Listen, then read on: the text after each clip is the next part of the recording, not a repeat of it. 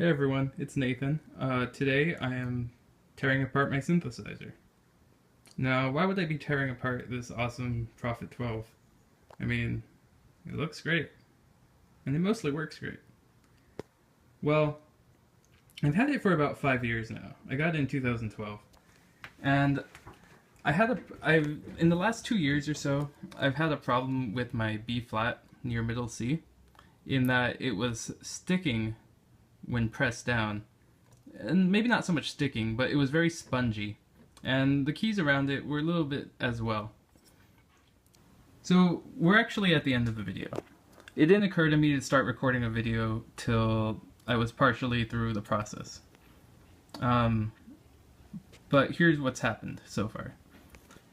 I determined that the problem had to do with the aftertouch strip, which is a pressure sensor that runs along the entire length of the keybed. Now what was happening was it was flat for most of the keybed, but around the B flat it was actually detaching and forming a little bubble. And so when this key was pressed, it was pressing down that bubble, which was slowing it down and making it feel very mushy. So what we have to do is, since I don't want to ship this back and I don't want to have to replace the entire keybed, which otherwise works just fine, what we're going to do is we're going to detach that pressure sensor and reattach it so that's flat, nice and flat. Alright, let's jump in. Hi everyone, so I'm in the middle of repairing a Prophet 12 keybed. I had a problem with the B flat, where it was kind of spongy, and you can see that the that the aftertouch strip is actually kind of loose right there. It started bubbling up. Now this has been a problem I've had for like a couple years now, but never had the time to fix it. So I'm finally taking the time to fix it. This is mid deconstruction. I've already removed the keybed from the actual synthesizer, as you can see here. So yeah, let's keep at it. Right now I'm removing the springs at the top of the keybed in order to remove the actual keys. So removing the spring is relatively easy. You should probably be using pliers, but I don't have pliers with me right now. So what I'm doing is just sliding the screwdriver under the rim of the spring and popping them right out, lifting and popping out. They hook onto the bottom here, as you can see on the others, and then just get pulled up to the top. And this actually provides the spring back, because otherwise they just kind of lie flat. Alright, let's keep removing these.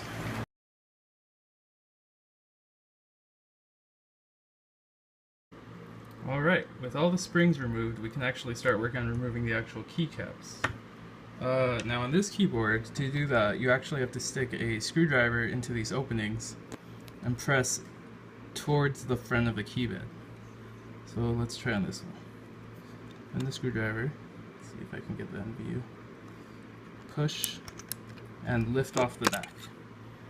Comes right off. And then you slide it forward because it hooks onto these posts right here. So that's how you take off a keybed.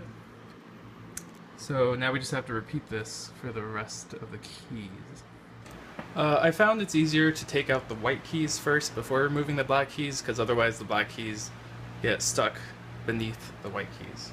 So let's do that.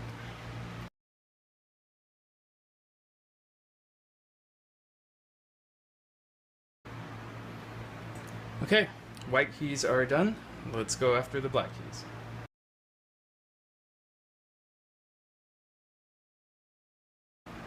Okay, so we're done with all the keys. So one thing that's pretty gross is after, how long have I had this? About 5 years of ownership, I guess all this gunk builds up beneath your keybed. Interesting, given that I was only indoors. Oh well, now's the time to clean it. Now for cleaning this, I'm just using a damp microfiber cloth. I find it works really well, and there is some grease on the end of these keys, on these posts, I guess to keep the keys from squeaking. So you wouldn't want to use a soap or any other type of solvent that would take away that grease. Unless you're planning on re-greasing the posts, which I really rather not do. Okay, let's clean.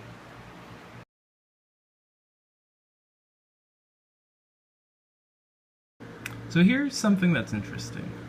I've always wondered how these type of key beds do velocity sensing. It turns out that they actually have 2 contacts per key, which each one of these circles presses on it's like a rubber membrane button on the circuit board. And so what happens is it actually measures the amount of time it takes for between the 2 contacts being pressed. And the shorter that time, the faster the velocity of the key, and so that's how it does the mapping of physical motion to a MIDI velocity value. It's actually just the time difference it takes from hitting this contact and this contact. Actually, it would be the inside contact first and then the outside contact. Yeah, so pretty interesting. This red felt is actually the pressure strip that handles the aftertouch. We can see this at the end here. We have the pressure strip beneath the felt, and I've already started peeling it off here, but it was just some sort of adhesive that held the strip down. And so, where is this bubble? Yes, so this is the bubble we're trying to fix, which means we have to take off the whole strip, and remount it with new tape. And that means we also have to clean the old adhesive off the back if we want it to stick right, and off there as well. Okay. To remove the strip, you have to actually remove these clips first. There is one on this side. It was right there. I've already taken it off. And here's the other. Okay, great. Let's do that.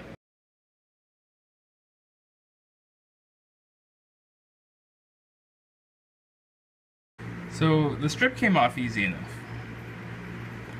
The only problem is now we have this, it looks like some sort of fabric, adhesive, tape stuff. I'm not sure what that is. So I'm going to do some experimentation to figure out what works well at removing that. Have some rubbing alcohol, have some goo off. We'll see what works. So I put a dab of rubbing alcohol on my microfiber here and started rubbing at the fabric backing of the strip, and right away it started coming off. So it looks like I just have to I can just either keep pulling, or I may have to put a little more rubbing alcohol. Now there's still some adhesive back here that will have to be removed, but this is the first step.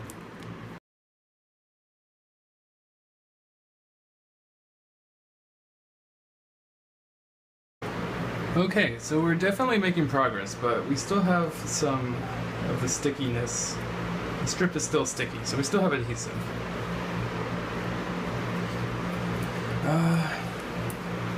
Let's see,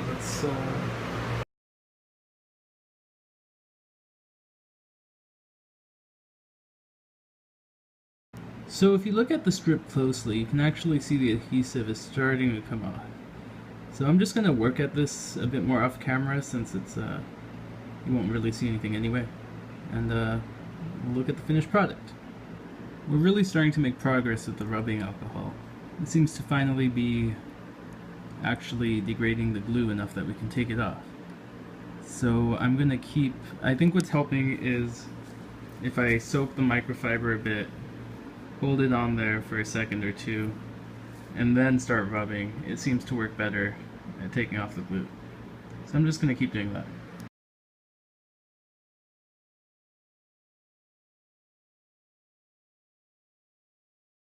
Alright, we've gotten the adhesive removed from the entire strip. As you can see, it's very smooth and shiny now, which is what we wanted. Okay, so with that done, we now got to remove the paper adhesive, I guess it was the backing, from the actual key bed itself, and that goes the entire length as well. So we'll probably do the same procedure, see what the rubbing alcohol can do. Hopefully it'll lift it right off. Okay, so this actually looks like it's just peeling right off. So there's still some adhesive left over on the plastic that we'll have to clean off. But so far so good.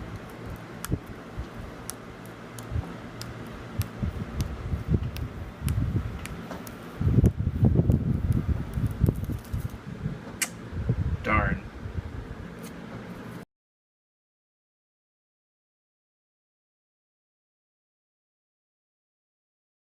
Alright, we got the adhesive off of the key bed now. It's nice and clean, as it should be. So the next step will be readhering the pressure sensor to the actual key bed. That will be fun. Alright, so if you recall at the beginning, the red strip, which is the pressure sensor, was on the key bed as so. So now that we have no adhesive, we have to re-adhere it. I don't have that fancy fabric tape that they had. I guess it wasn't so fancy since it didn't work so well. But I do have double-sided tape, permanent double-sided tape, and it's about the same width, which is awesome. So I'm going to start by putting the new tape on the back of the strip.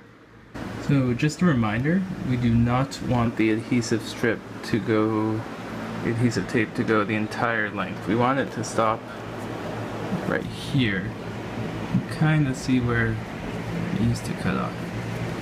There's already a little line there for us to follow, which is great. Now this part makes me nervous because it has to go on perfectly. Let's start some fresh tape. I don't want to use any of that used up stuff. Go a little bit over, and we can trim as necessary.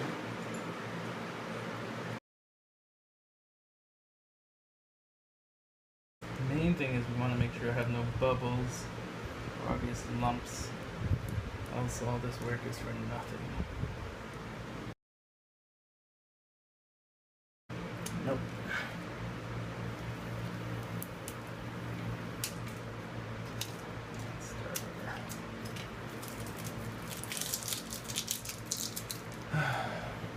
I'm just wondering if I should just do this in sections. Maybe easier.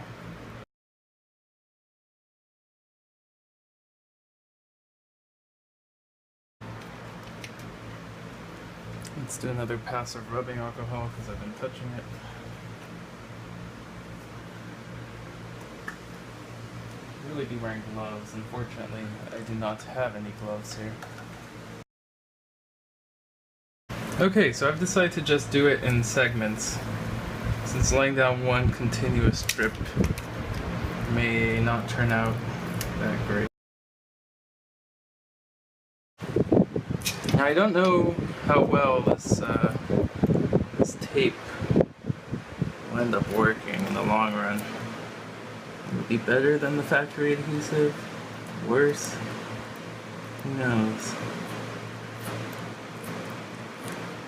Obviously we didn't have that great of luck with the factory adhesive, so if I have to redo this down the line, well, oh well, no big loss. Preferable not to. This is our problem spot right here.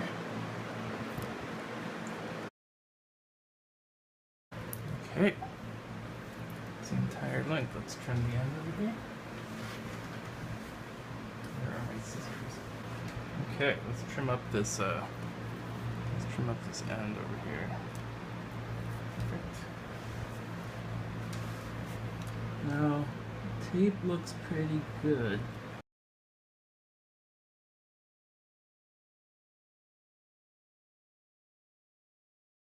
So right around here, this is where we had our problem spot initially. I'm worried that the strip has kind of deformed. But I think we might be okay. As long as it's not loose like it was. and it's not anymore.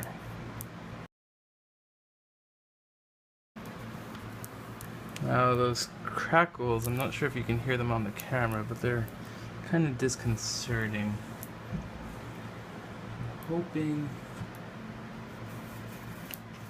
I'm not sure how well this adhesive is going to work.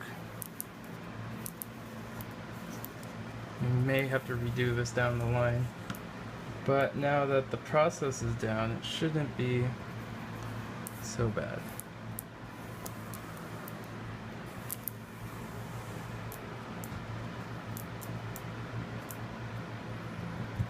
Okay, feels pretty good. I think I'm beginning to understand why the original had fabric backing. The plastic tape crinkles, which may be audible during playing. It'd be unfortunate, but it's better than gummy keys, so I don't mind. Besides, I'm usually playing my synth with headphones on or in an otherwise loud environment, so low key crackle isn't gonna matter too much. And who knows, over time this crackle may disappear, so, or the whole thing might lift up. One of the two.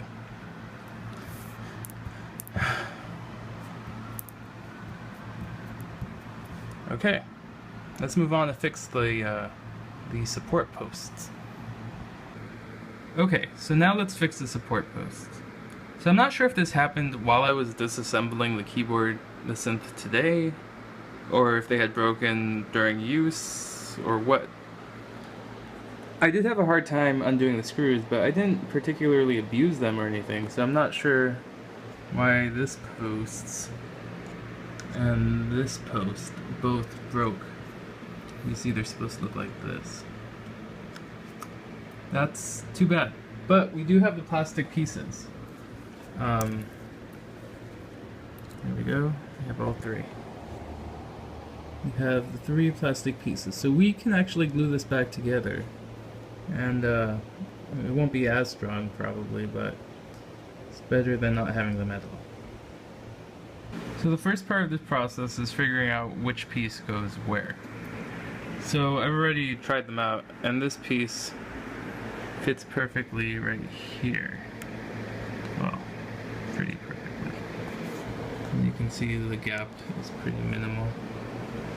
So I'm confident that that's where that one belongs. And then as for the other one, this is going to be a little more involved. It goes over here. As you can see, we have the two pieces. This piece goes, I believe it goes like that. There we go. And then this other piece goes on top like this, as so. So this piece is going to be a little more involved. I may glue it together separately and then glue the new assembled piece back on. So directions say on this plastic glue I'm using to first clean the surfaces, so we'll go ahead and go over it with rubbing alcohol again. We had been with the rest of it. Okay, that should be pretty good right there. Now we gotta look at this one over here. Oh. Well, I'm glad I realized I found out that part was broken before putting it all together. Okay, just gonna fix this as well. No biggie. It's plastic. It seems to be very brittle. Quite surprising for only 5 years. I'm worried how this will be in another 10 or 20. May have to replace the keyboard.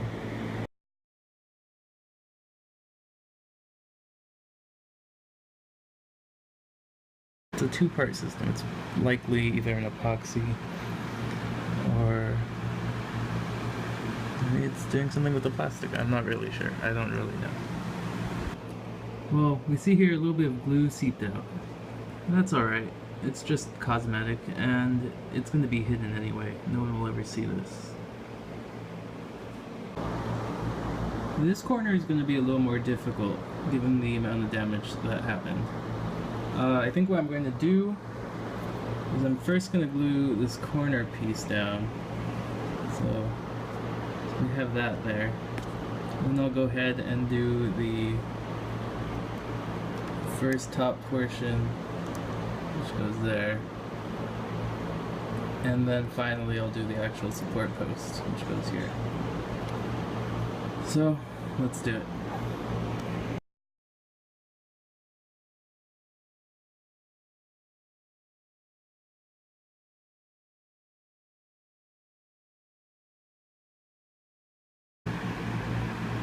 Okay, looks good.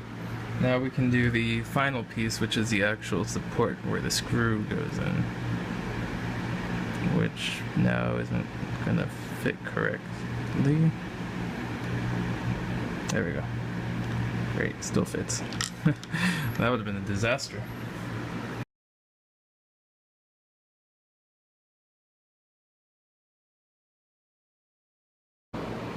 Alright, looks like that's all glued together and looks pretty good.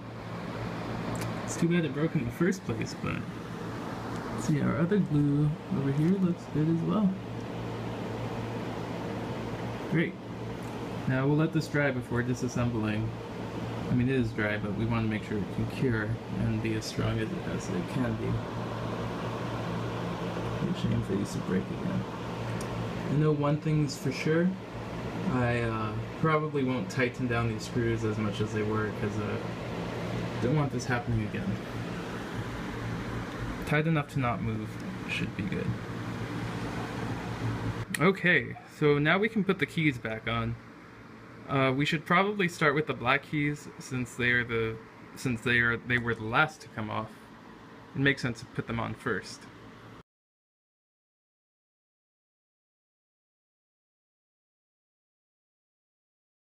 It's good to note that these the keys are actually numbered. So if you didn't keep them in order, you could easily figure it out. It seems like the black keys are numbered 8, 7, 6, 5, 4, 3. Wait. 8, 7, 6, 5, 2, 1. Yes. That makes no sense to me, but that's how it is. 8, 7, 6, 5, 2, 1. Anyway, we'll continue putting these keys.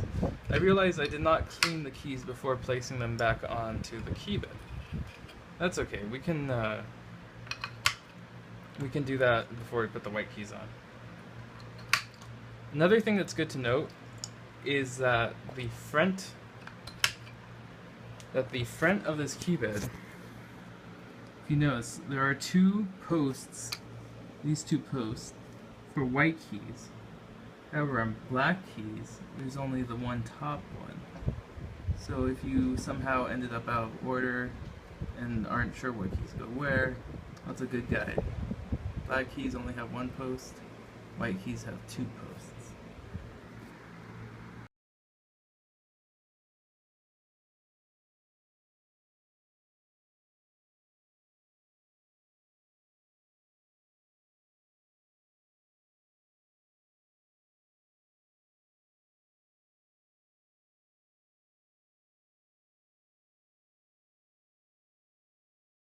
Now we can start the white keys.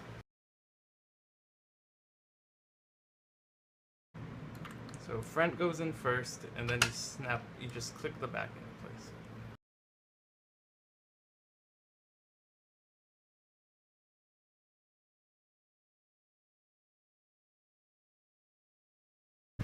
place. Interesting how the weights are just kind of epoxied in there.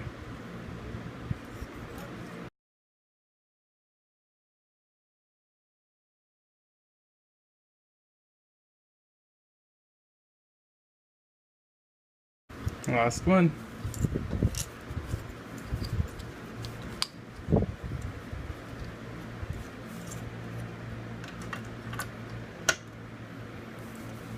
Okay, that's it for the keys. Now we need to put their springs back in.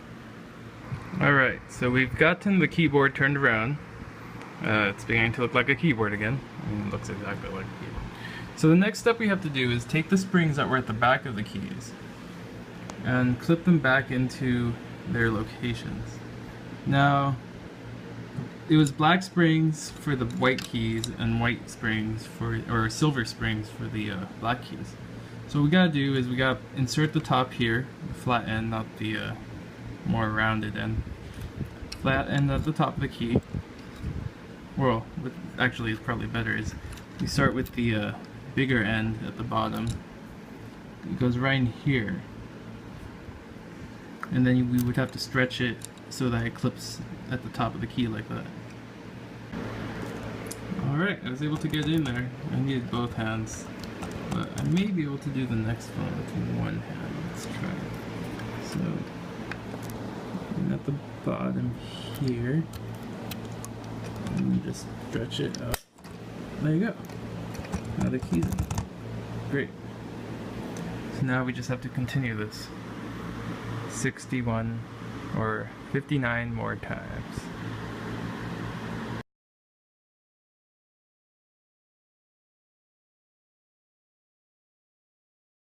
Oh, whoops. Wrong color.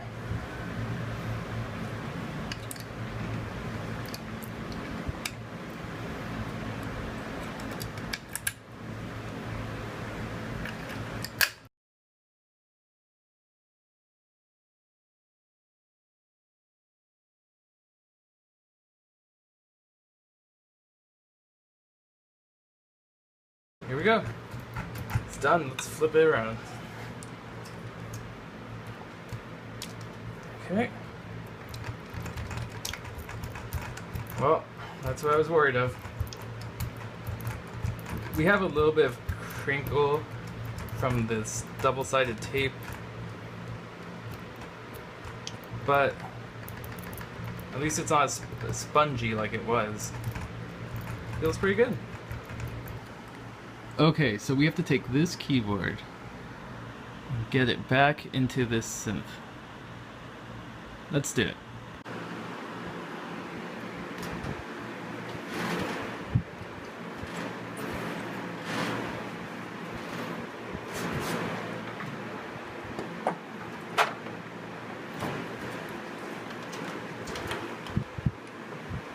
There are some holes in the chassis that the keyboard lines up with.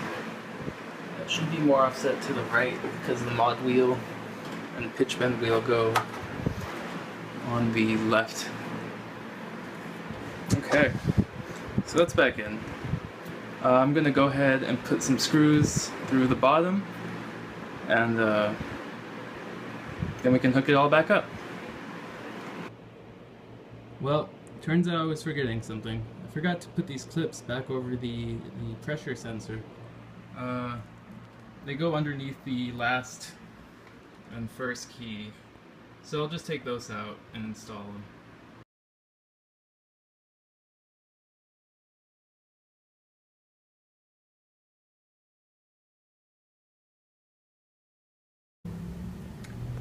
Well, good news is I found the screws. They were behind my iced tea. So these screws are different from the rest of the screws in the synth in that they're plastic screws. I guess they're self-tapping maybe?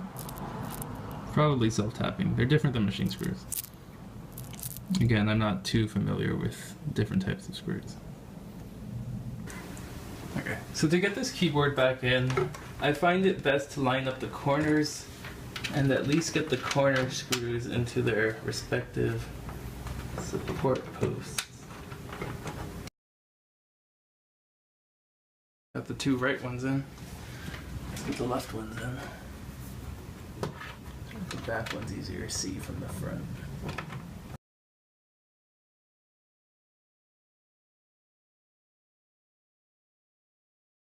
Yeah, I did not want to leave the supports broken since, I mean, this is your main interface to the keyboard. You probably feel it if there's a little bit wobble from missing those supports. That would not be cool. So there's 1, 2, 3, 4, 5, 6, 7, 8, 9, 10, 11, 12 at the end. Okay, so now I just gotta tighten these.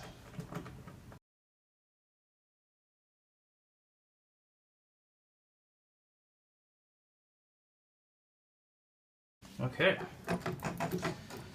keyboard's in there.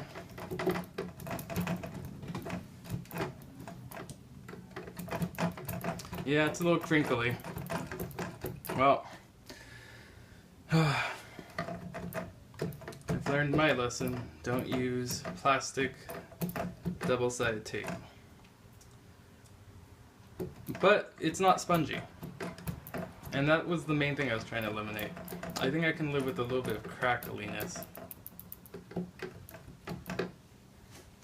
Okay, let's get everything all plugged back in, and then we can try it out. It appears the main keyboard ribbon. It's stuck.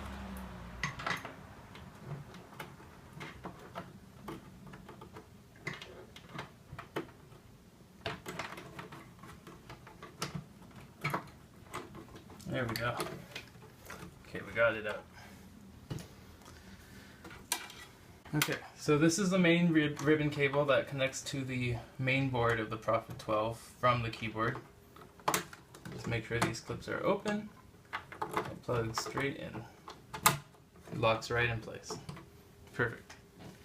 Now this over here is the pressure sensor, the aftertouches sensor that we just fixed. And that plugs right here into the corner of the main board. Make sure you get all the pins in. Hard to do this with one hand. Perfect. Okay, now we want to make sure that cable's routed. So what happens is when this closes, these metal brackets come down. So we want to make sure it's going to clear. And it looks pretty good right now. Let me push this out a bit more. That's probably good. Yeah, there's like it'll come over here around it, so that's perfect. Let's make sure that the power supply is plugged back into the main board, which we just plug in right there. It's pretty difficult to get this wrong. It only goes in one way. Now another thing I like to do when I'm in here is just make sure all the connectors are well seated. You know, it just rolls around. Everything looks good though. Great. Now we can close her up and try it out. Make sure the aftertouch still works. Okay, well I don't have it closed yet because I wanted to make sure it worked, but it booted right up and aftertouch is working great. I set up a patch so that the aftertouch was mapped to drive, so you'll hear it get louder. So that's without pressure, and then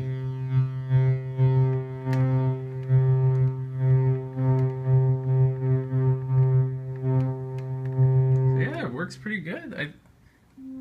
I think it's actually more responsive than it was. I think it's more responsive than it was prior to this work, which is great.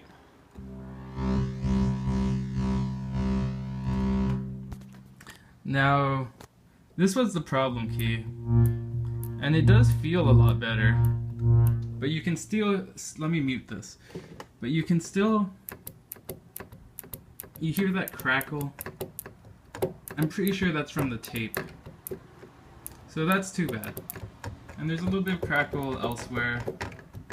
So the lesson I've learned is to not use clear plastic tape. We'll see how it lasts. If it doesn't last, I'll have to redo it with a better double-sided tape, perhaps something with fabric like they had used originally. But now that I know the process, it wouldn't be too bad to redo.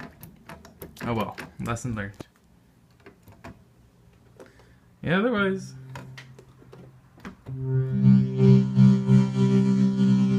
feels good.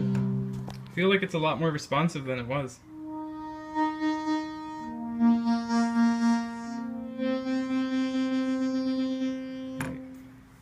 Two, because why not? And that'll take a while. So yeah, there's a few things I would have done differently. Namely, I would have found a fabric-based double-sided tape, but this was a very spontaneous project, so that's fine. If I need to down the line, I can always replace it. It'll just be the same procedure. Yeah, thanks for watching.